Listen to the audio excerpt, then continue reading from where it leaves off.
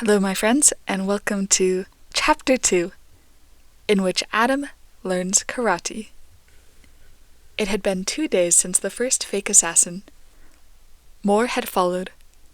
One had hit him in the back of the head with a baseball bat, which turned out to be made out of a soft pillow, while he'd been absorbed in reading a report. One had rigged his balcony to collapse, only to have him land on a trampoline below. Adam was getting rather tired of the business.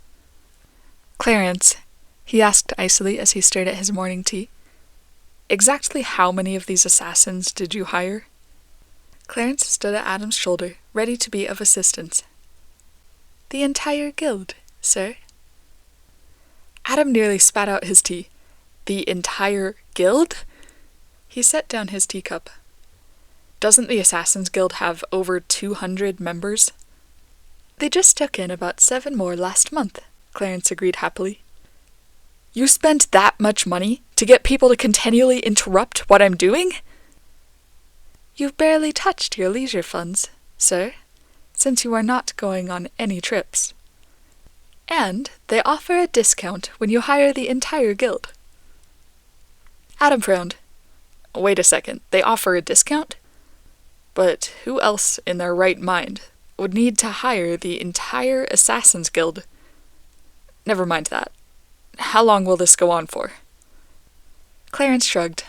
"They agreed to send about 1 per day, on average." "Great," Adam muttered. "If a real assassin actually does come for me, I'll be completely desensitized." "The guild all have an arrow tattoo above their eye," Clarence pointed out, "and they won't take jobs against current employers." Adam simmered in annoyance.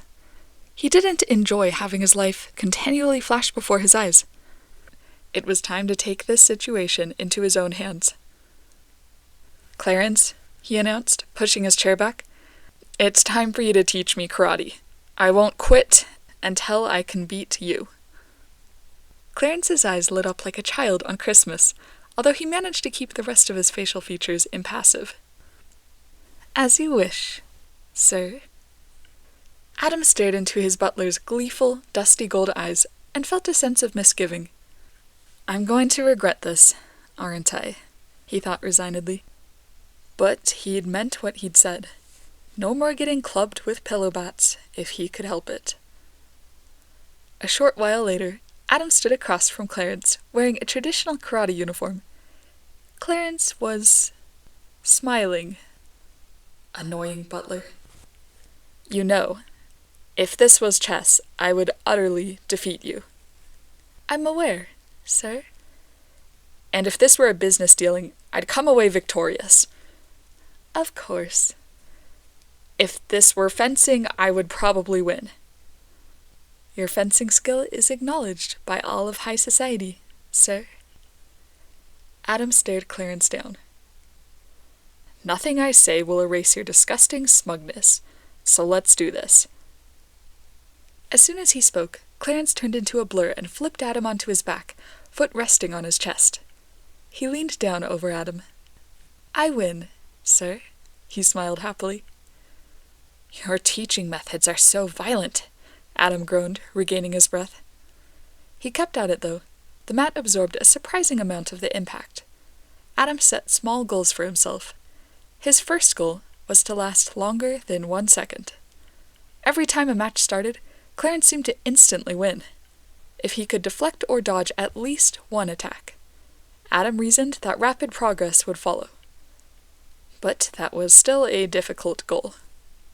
Clarence was wickedly fast. But there seemed to be a pattern to his attacks. He favored flipping his opponents or pinning them down in an arm lock. The next time Adam saw Clarence blurring forward to put him in an arm lock, Adam allowed Clarence to pull his arm forward, used the momentum to pass him, then karate chopped at the back of Clarence's exposed neck. In an instant, Clarence had recovered his balance and moved to block the chop. He held the block, grinning. Now that's more like it. He looked hungry for more, as though he wanted a strong opponent more than anything. Note to self, Adam thought dryly. My butler has the mindset of a cage fighter. Over the next few weeks, Adam made progress with hand-to-hand combat. As a result, he started to give the fake assassins a run for their money.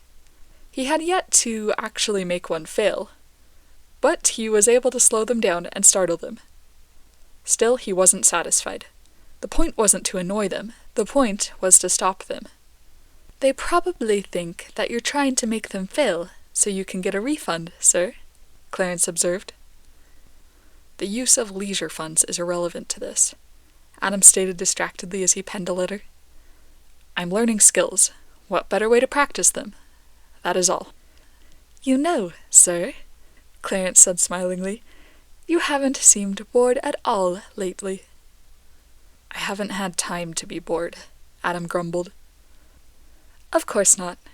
Clarence bowed, hiding a smile. "Cursed butler." As Adam's skill continued to increase, Clarence seemed happier and happier. Adam also became increasingly aware of his surroundings, in order to prepare for spontaneous attacks. The attacks came most often in his home mansion, Lunderford Manor, but some had also made attempts while he'd been in meetings or at city events in order to catch him off guard. What Adam absolutely did not expect was a glove thrown straight in his face when he was walking to attend a woodworking assembly. The leather of the glove made a soft stinging slap against his face before flopping to the ground.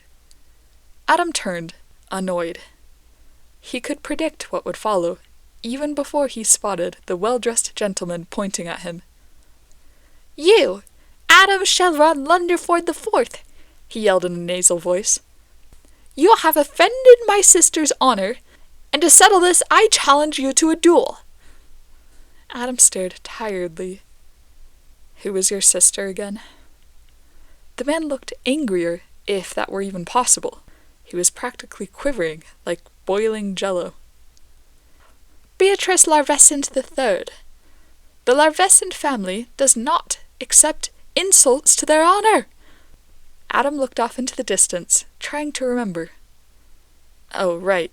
Beatrice, that dreadfully persistent girl who was following me around after I won the fencing tournament, even though I was trying to speak with one of my accountants. I believe she threw a childish fit. She must be used to attention." "Shut your mouth!" screamed the Larvescent heir in a very ungentlemanly manner, flinging his second leather glove at Adam's face.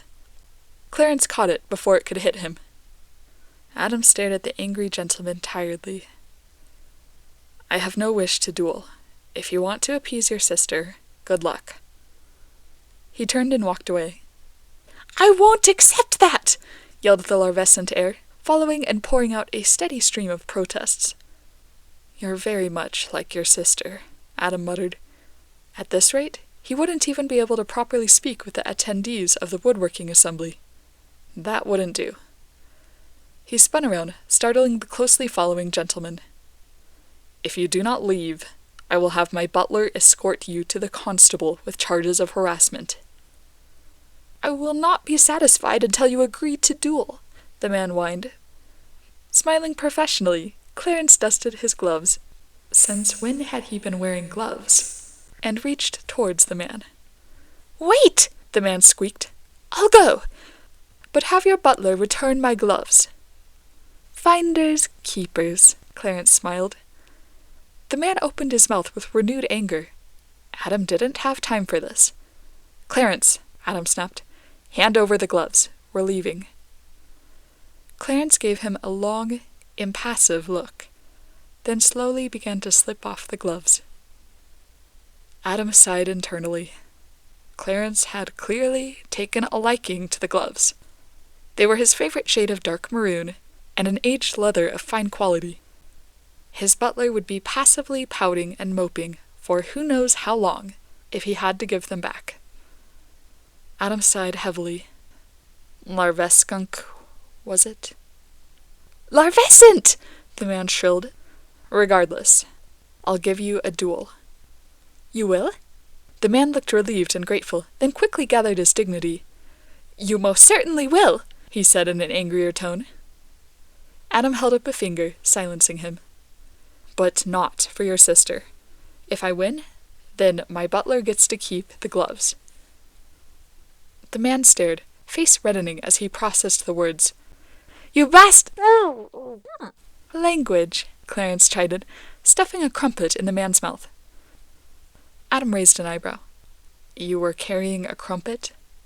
A butler can never be too prepared. Leaving the larvescent air behind, they made their way to the woodworkers' assembly.